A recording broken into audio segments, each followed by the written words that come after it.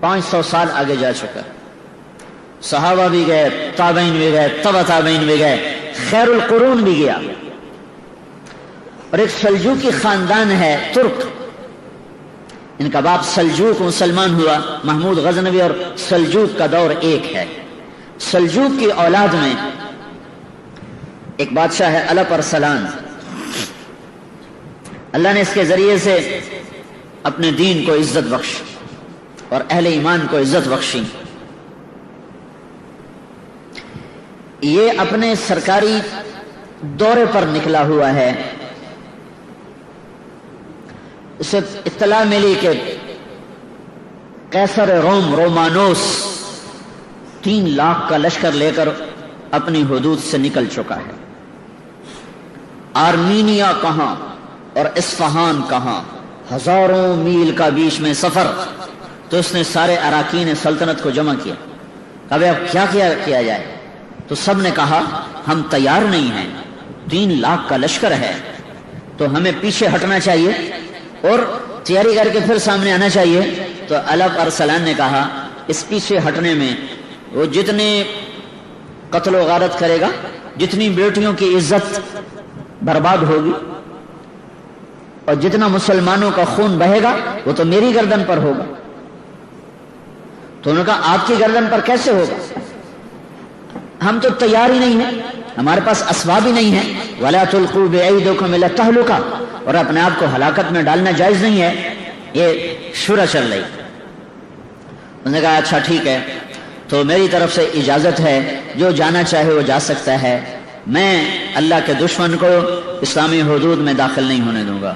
میں اپنی جان کا نذرانہ پیش کروں گا, اس کے بعد میرے اوپر کوئی حجت نہ ہو, میرے اوپر کوئی جرم نہ ہوگا. پھر وہ لوٹ مار کریں یا قتل و غارت کریں, میں اپنا حق ادا کر چکا ہوں. جب اس نے یہ کہا تو پھر اس کے ساتھیوں نے کہا اگر آپ کا فیصلہ ہے تو پھر ہم کون سا موت سے ڈرتے ہیں, ہم بھی آپ کے ساتھ ہیں. تو اس نے, اس کا بیٹا ملک شاہ اس کے ساتھ تھا, اس کی عمر تھی اس وقت کوئی 12 برس. تو اس نے وصیت نامہ لکھوایا کہ ممکن ہے اس جنگ میں میں شہید ہو جاؤں, تو میرے بعد میرا بیٹا ملک شاہ میری جگہ حکمران ہوگا, اور نظام الملک یہ اس کا وزیر ہوگا. اور جب تک ملک شاہ بالغ نہیں ہوگا امور سلطنت کو نظام الملک چلائے گا. اور پھر اس کے بعد اس نے اپنے حرم, اپنی بیوی اور بچوں کو چند سپاہیوں کے ساتھ واپس بھیج دیا کہ عورتیں ساتھ تھیں تو اگر شکست ہو تو کہیں ان کی عزت پہ حرف نہ آئے. ان کو اصفہان کی طرف روانہ کر دیا. اور رومانوس 3 لاکھ کے لشکر کے ساتھ میدان میں اترا. اور یہ کتنے تھے؟ 12,000. یہ دنیا کی عجب جنگ لڑی گئی ہے. تو جمعرات کو لشکر آمنے سامنے ہوئے تو نظام الملک نے کہا کہ میری ایک رائے ہے سلطان کا. کیا؟ کہ جنگ کو کل کے لیے مؤخر کریں اور جمعہ کی نماز کے بعد نکلیں, کہ جمعہ کے وقت ساری امت دعا کرے گی اور ہم بھی جمعہ کے بعد اللہ سے مانگیں گے تو اللہ کی غیبی مدد ہمارے ساتھ ہو. تو انہوں نے ایک دن اس کو آگے بڑھایا اور جمعہ کی نماز کے بعد سلطان نے خود نماز پڑھائی. کیا زمانہ تھا, بادشاہ خود امام بھی ہوتے تھے. نماز پڑھائی اور اس کے بعد وہ گھوڑے پہ سوار ہوا اور اس نے اپنی لوہے کی ٹوپی اتار دی اور امامہ باندھ لیا سر, اپنے آپ کو مرنے کے لیے تیار کر لیا, کوئی چیز بیچ میں حائل نہ ہو. اور پہلی صف میں اس نے جھنڈا اٹھا لیا. تو باقی جان نثاروں نے کہا آپ پیچھے ہو. کہا نہیں, میری جان اسلام سے زیادہ قیمتی نہیں ہے. اور جب لشکر آمنے سامنے ہوئے تو سلطان نے گھوڑے سے چھلانگ لگائی اور سجدے میں سر رکھ دیا. کہ مالک, اے عزت دینے والے, اے ہر چیز کے بادشاہ, آج ہماری عزت بھی تیرے ہاتھ میں, ذلت بھی تیرے ہاتھ میں. تو جس کے ساتھ ہوتا ہے وہی فتح پاتا ہے, تو جس کو چھوڑ دیتا ہے وہی ناکام ہوتا ہے. قلت اور کثرت تیرے دربار کی چیز ہی کوئی نہیں. کم من فئۃ قلیلۃ غلبت فئۃ کثیرۃ باذن اللہ. اور سجدے میں سر رکھ کے وہ رویا ہے. پر اس نے کہا میں سلطان نہیں ہوں, میں ایک سپاہی ہوں, میں مارا جاؤں تو میری وجہ سے بھاگنا نہیں, آخر تک لڑتے رہنا اور مرتے رہنا تاکہ ہم اللہ کے دربار میں سرخرو ہو کے پہنچے. زمین و آسمان اش اش پکار اٹھے, दुनिया ने अजब नज़ारे देखे, जुरात के, दलेरी के, जान निसारी के, अल्लाह पर मर मिटने के, अल्लाह उसके रसूल के इश्क मोहब्बत के। आशिक होवें इश्क कमावें, दिल रखें वांग पहाड़ा हो, सह सह बदियां हजार उलामे, कर जाने बाग बहारा हो। मंसूर जय चुक सूले जिते, जड़े वाकिफ कोल इसरारा हो। सजदियां सिर चाई न बाहो, थोड़े काफिर कहन हजारा हो। आशिक सोई हकीकी जड़ा, कतल माशूक दे मन्ने, सिर नू जोड़े ते मुख ना मोड़े, भवें 100 तलवारां खन्ने। सच्चा इश्क हुसैन दा बाहू, सिर दिते ते राज न भन्ने।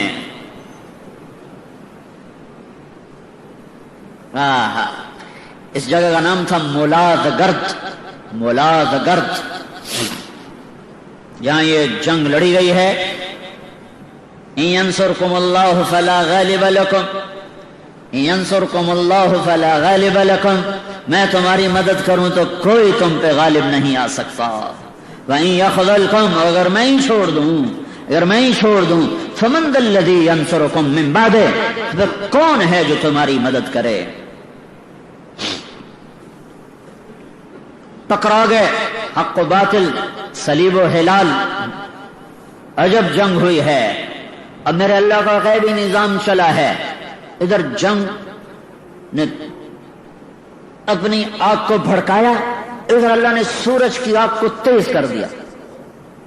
और कैसर रोम जो अपने लश्कर लड़ा रहा था, उसको इतनी शदीद गर्मी लगी तो उसको मैदान जंग में ठहरना मुश्किल हो गया। उसके ऊपर छांव, साया, और उसको हवा देने के लिए 7 कनीजें खड़ी हुई हैं, और 3 लाख आदमी साथ था।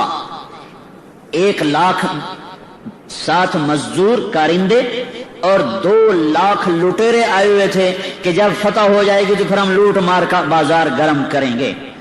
लिहाजा उनको शिकस्त का कहीं तसव्वुर नहीं था। तो उसको लगी शदीद गर्मी, तो पीछे हटा, गर्मी से बचने के लिए अपने खेमे की तरफ हटा। जब वो पीछे चला है तो अल्लाह ताला ने रोमियों के दिल में डाला कि हमारा बादशाह भाग गया, हमारा बादशाह तो फरार हो गया। बस ये ख्याल आना था कि रोमी लश्कर के पांव उखड़े और वो भागे। 12,000 3 लाख से कहां तक टक्कर ले सकते थे, एक एक करके शहीद हो जाना था। लेकिन मकरू मकरन व मकरना मकरा, यंसुरकुमुल्लाहु फला गालिब लकुम, मेरे अल्लाह का ऐसा निजाम चला कि रोमानोस शदीद गर्मी से तड़पा, पीछे हटा, खेमे की तरफ जा रहा है। तो सिपाहियों में बात हुई, बादशाह तो भाग गया, बादशाह तो भाग गया। वो भागा तो हाँ, क्योंकि उनकी सारी जंग तो किसी मकसद के तहत नहीं होती। मुसलमान तो मकसद के तहत काम कर रहा होता है, वो तो मकसद नहीं होता, सिर्फ बादशाह उनका बादशाह गया तुम भी जाओ। जो भागे एक दफा पांव उखड़ जाएं लश्कर के, फिर संभालना मुश्किल होता है। तो रोमानोस पलट के आया, लेकिन इतने में रोमी लश्कर के पांव उखड़ चुके थे। और क्या है जो अल्लाह ताला ने कहा,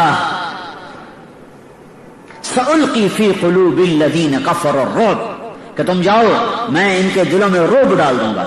अल्लाह ने ऐसा खौफ डाला और ऐसा रोब डाला कि 3 लाख आदमी दोपहर तक, असर तक, जुमे के बाद तो जंग शुरू हुई, असर तक नहीं टिक सके और भागे। और हर एक दूसरे से आगे भागने की कोशिश कर रहा था। सारे मुसलमान हैरान परेशान होकर देख रहे थे कि ये क्यों भाग पड़े, ये किस लिए भाग पड़े। और बस मेरे रब का निजाम हरकत में आया और रोमानोस पकड़ा गया, कैदी हो गया। जब सुल्तान के सामने पेश किया गया तो अल्लाह पर सलाम ने पूछा, अगर मैं गिरफ्तार होता तो तू मेरे साथ क्या करता? कहा मैं तुम्हें इंतहाई जलील करता और मैं तुम्हें जिल्लत की मार देता। अल्लाह पर सलाम ने कहा, लेकिन हमारे नबी ने हमें कहा है कि इज्जतदार की इज्जत करो, मैं तुम्हें जलील नहीं करूंगा। आओ, और उसे अपने पास तख्त पे बिठाया, कहा इधर बैठो। कहा इसको बादशाही प्रोटोकॉल दिया जाए, उसका इज्जत एहतराम बाकी रखा, और फिर पिला, अपना मेहमान बना के रख, मेहमान बना के रख। फिर उसको छोड़ने सरहद तक गया, फिर कहने लगा अगर फिर भी शौक पूरा करना हो तो आ जाना, हम फिर हाजिर हैं।